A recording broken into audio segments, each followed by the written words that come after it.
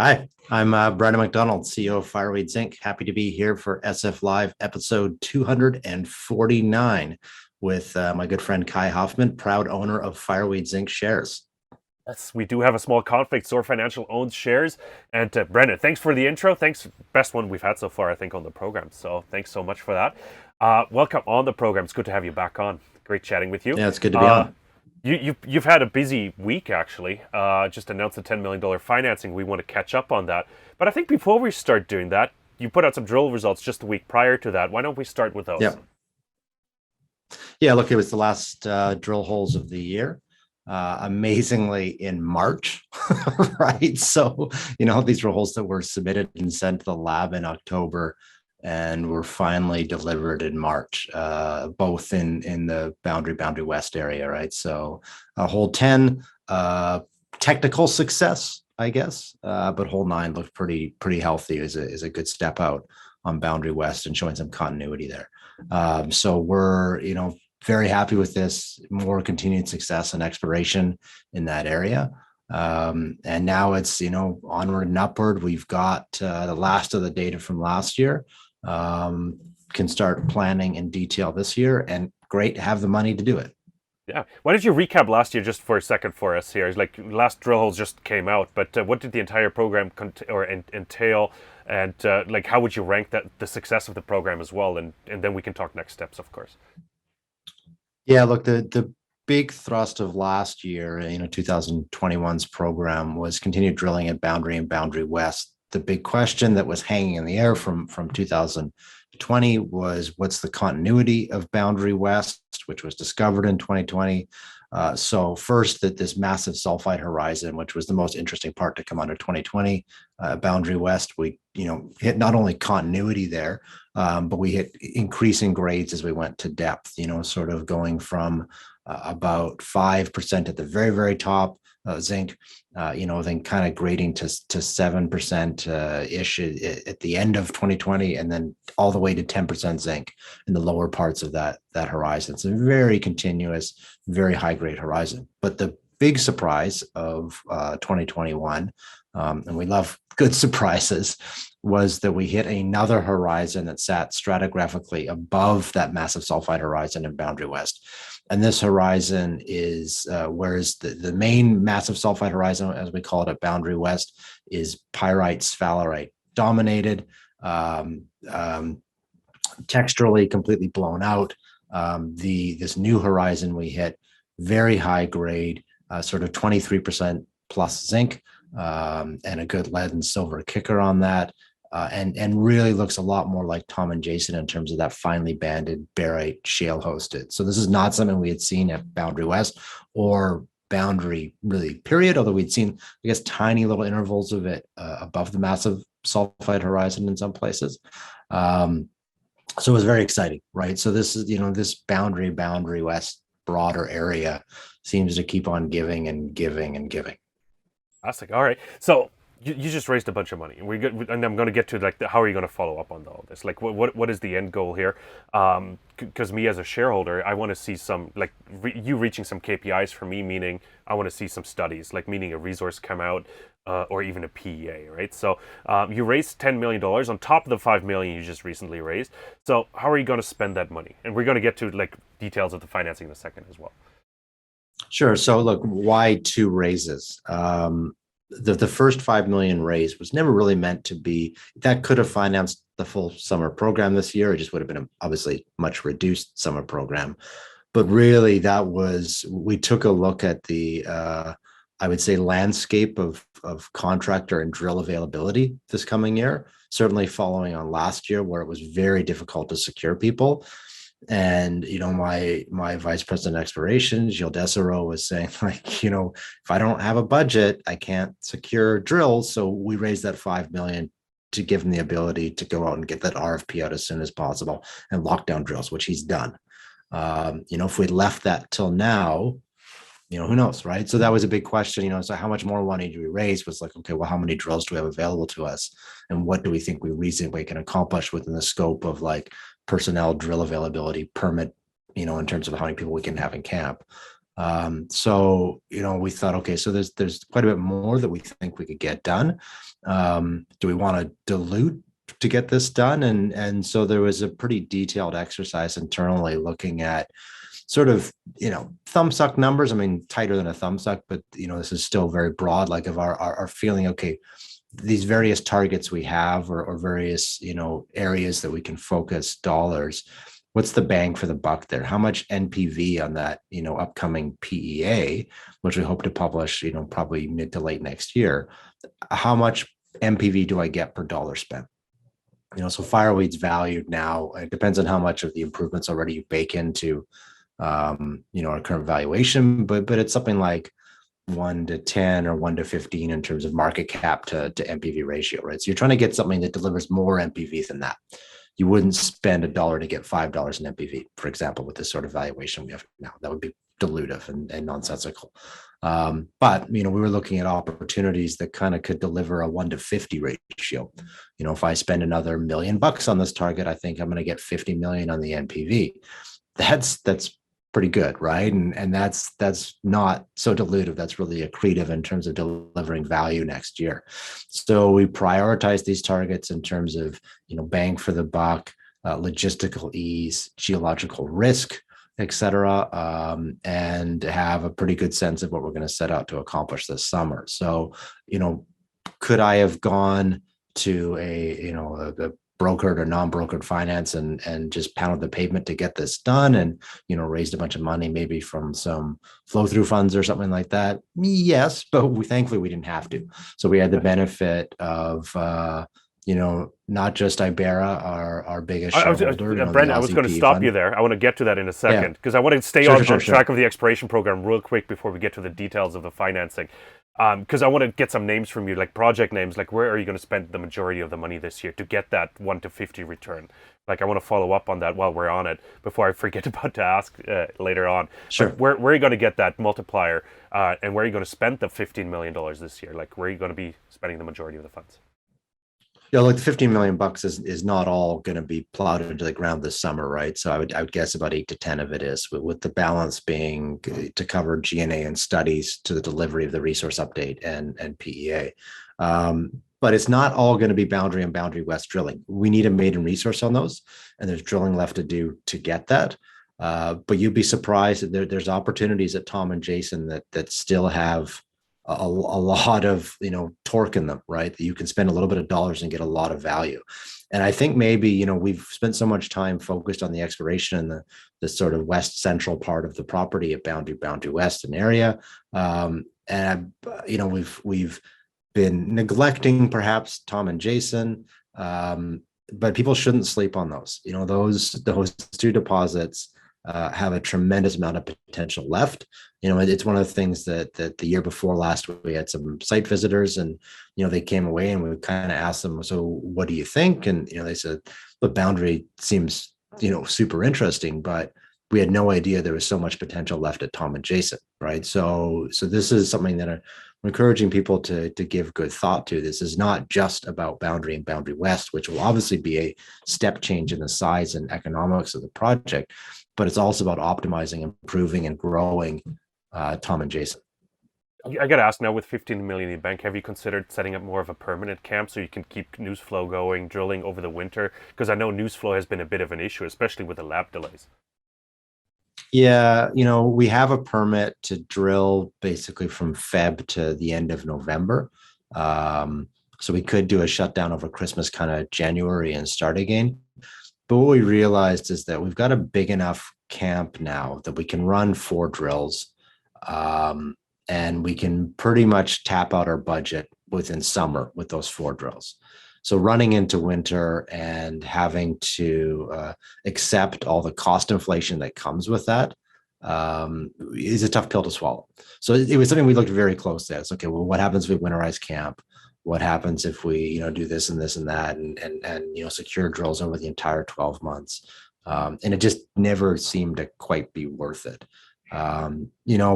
Looking forward, I would think for maybe an infill program, when it comes time to really drill the heck out of this for a PFS, Yeah, that might be sensible, right? And you might get access to better drill rates as well if you're locking them down for the full 12 months.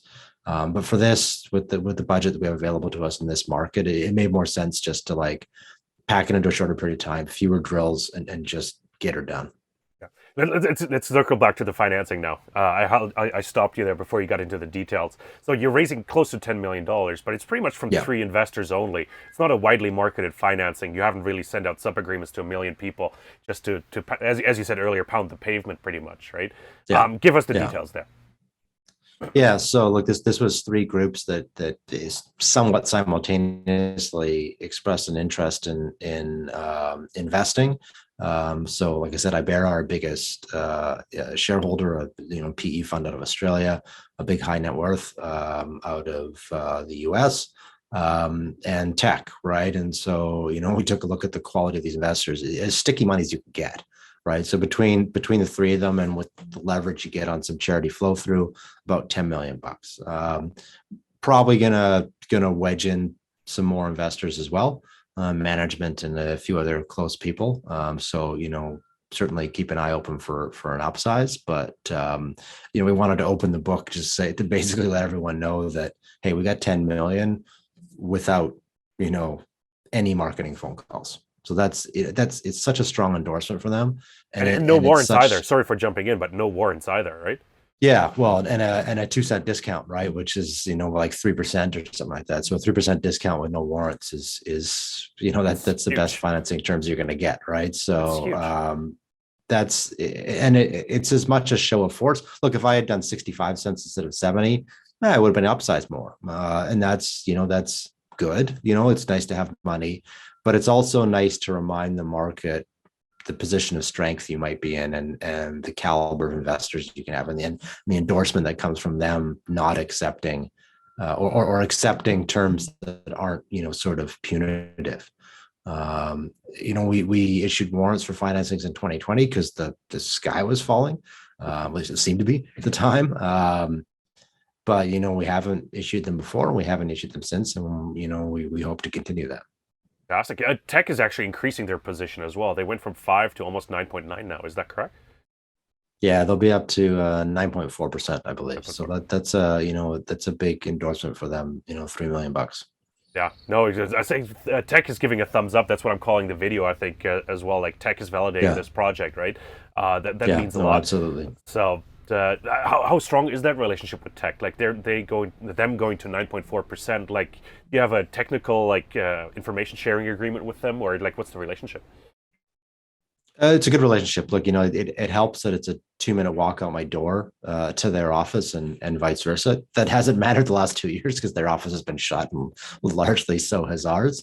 But it's helped. When we first discovered Boundary West, and even Boundary for that matter, we took it to them and we're like, does this like we think this looks like Red Dog, but we've never been to Red Dog. And I want to be abundantly clear to people who are watching this. I'm not claiming Red Dog is a freak of nature beast, that whole district. We're not claiming something that's the size or scale that Red Dog is, but it was like a textural sort of genetic relationship, right? And so to be able to go to their geologists and say, like, are we crazy? Like, does this look like that? And you're met with the initial cynicism, and then they look at the core and like, no, it does. This actually reminds them a lot of certain aspects of that, right? So them being able to get that wisdom of what worked for them there, and what their understanding of that geological process is, it helps guide us, right? So that's been a really beneficial relationship to have someone that you can kind of call on and ask those questions for sure.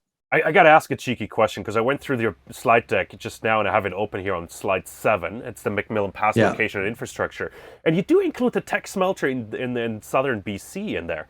Are you Yeah. trying to tell us something, or why is it Well, in there? look, that's look, there's don't read too much into that, right? Like what the key thing is that we have more homes for the concentrate than just sending it to Skagway or Stewart and then out to Asia, right? So key message there is we could also send it to northern BC and put it on rail if we have some sort of multimodal containers and send it to trail, Okay, right? So that there are opportunities definitely to seek a better bargain by having more counterparties. Fair enough. You mentioned you opened the Pandora's box here for me to ask that question, but you said you're over upsizing the financing. So I want to Yeah. ask, like, zinc. Okay, zinc is trading. It feels like at all time highs, but your stock is sort of like meh. Like you're trading at 70 cents. You're doing a very strong financing, but the market still hasn't reacted to it. Right. So A, how do we get to zinc, or how do we make zinc sexy again? And B, like, what is the feedback from the market on a zinc story like yours? Look, I think that look, the zinc producers aren't necessarily even doing terribly well. A lot of the producers, whether senior, junior, mid-tier producers of most base metals, are priced like this is a very short-lived situation, right? That zinc is high because there's European smelters getting squeezed because they can't get they are getting shut down because they can't get their cheap Russian gas, right? So that's driving the zinc price up, although not having the impact on treatment charges you think it might. So it's a great time to be a zinc miner. So I think a lot of investors are pricing these companies like this is a temporary solution. Now, I would suggest people consider the geopolitics of Europe and ask themselves whether next year Russia's gas is just flowing freely again. Well, like nothing ever happened, right? So I don't think that's happening. I don't think this is a short-lived situation in zinc or any of the base metals. And it was not something I predicted, right? So I kind of thought this year would soften a bit for zinc. Still bullish on the medium and long term. But my short term was like, okay, well, this is kind of blown out of proportion. We'll see some softening once the gas, pipes, resume. So do investors eventually clue in? I don't know. And you've got the other problem is that we're in a bit of this geopolitical chaos makes investors nervous, right? I think there's a lot of chatter and amongst the broader non-specialist investors, the ones who aren't, don't live and die by their junior mining investments, about the need to rotate into commodities. I think that's a real narrative that's emerging, but it's very hard to like pile into a narrative when you think that the sky is falling, right? When you think that there's anything can happen in terms of inflation and Armageddon, right? So you understand why investors might be a little anxious to pile into the new narrative right now, but I think that hesitation is just everyone, every investor looking at the other investors at the starting line, like nobody wanting to blink first. But as soon as it happens, it's going to happen rapidly. There is a tremendous amount of funds under management out there that are about to realize they're in extremely underperforming tech plays, that they're in all these other dogs that are giving them no yield, and they're going to go pile into the commodities, and it's going to be one hell of a run, right? So for us, like this is positioning ourselves. We're going to carry a heck of a lot of momentum into that situation. And we're gonna, as I said on a thing, a video call last week, it's when we're not a junior with a zinc project, we're a junior with the zinc project. It is the best held by juniors. It's arguably among the very best that's undeveloped, period, whether held by a major, mid-tier, or junior. So we feel very confident that when that broader retail interest shifts to commodities and people start thinking about allocations into zinc, which is still a future-facing metal, that we're going to benefit immensely. You mentioned momentum. I think that's sort of my closing question as well. Like, how are you going to keep momentum going now once you close the financing? Are we going to see any surprises in the book besides, of course, Teck and Ibarra? Any other surprises, or like what is news flow looking like once you close the financing? Well, like the benefit is that this is late March, so the news flow for summer cranks up pretty quickly. As always, I have a few surprises yet, which I have to be quiet about, but it's going to be a big 12 to 18 months for us, right? You're talking multiple studies, you're talking about a complete game changing PEA. And I've said this repeatedly and I'll say it again. People are not anticipating what we're going to deliver. It's very much going to be different than what people are thinking. This is going to be a very robust, massive project.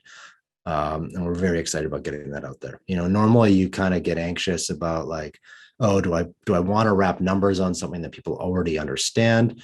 And I've always kind of felt that, well, studies are best when the outcome surprises people. If it meets expectations, it's probably a selling event.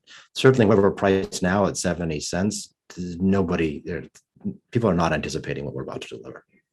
Fantastic. Brandon, amazing closing remarks. Really appreciate it. Thanks for coming on and to giving us the update. Congrats on the financing. I'm a happy shareholder. Yeah. I don't mind the dilution as long as you get her done, right? So that's Yeah. important. And good luck this summer, of course, as well. So looking forward to seeing Thank you some very drill much. news coming out, and looking forward to some more surprises. So thanks for that.